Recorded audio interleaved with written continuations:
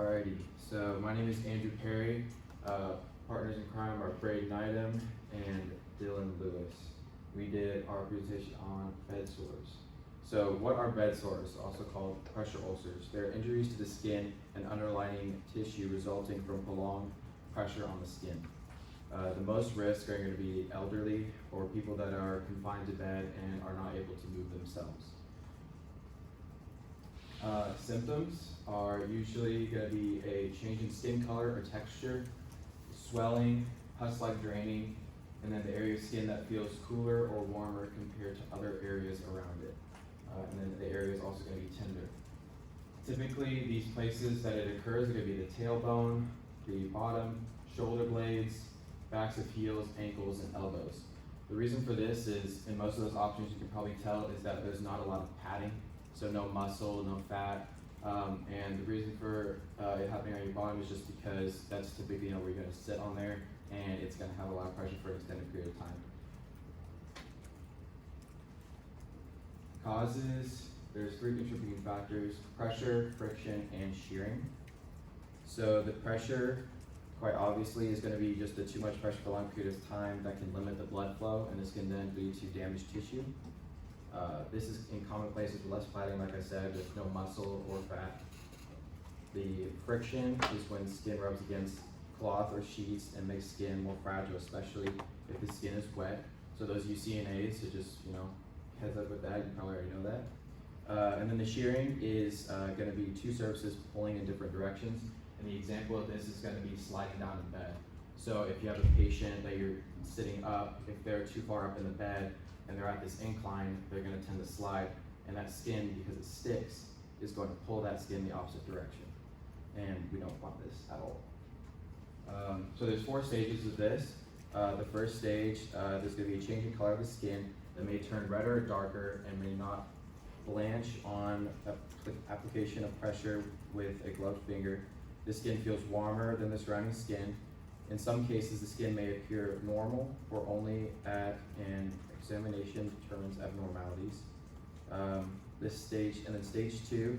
In this stage, there is a break in the outer epidermal layer of skin and some invasion within the next layer, the dermis. These show up as shallow craters, ulcers, blisters, or abrasions. This blister may be filled with clear or cloudy fluid. And stage 3 and 4 are the more extreme ones. So this is when it extends into the subcutaneous tissue. A gap as open wound. It gaps as an open wound. Underlying bone, muscle, and tissue are visible, but these areas are not damaged. And then stage 4 is basically the same as 3, except those underlying bone, muscles, and tissue are not going to be damaged.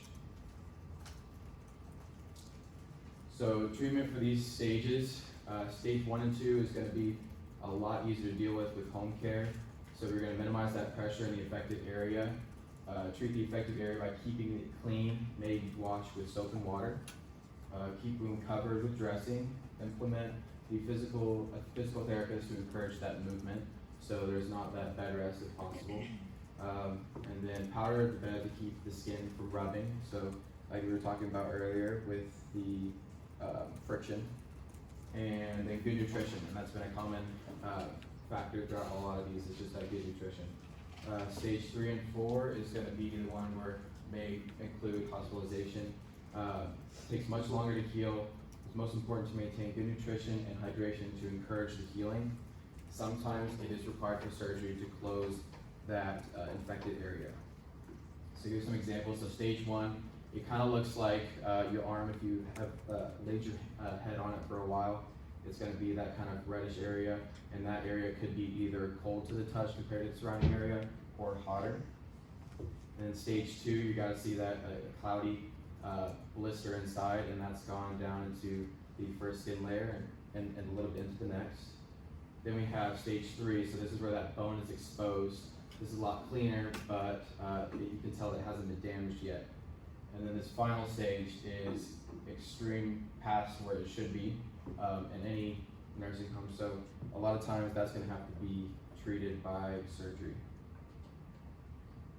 So just to follow up is to check in on the skin and make sure nothing's progressed, especially with that first stage, just to make sure that it's not continuing on.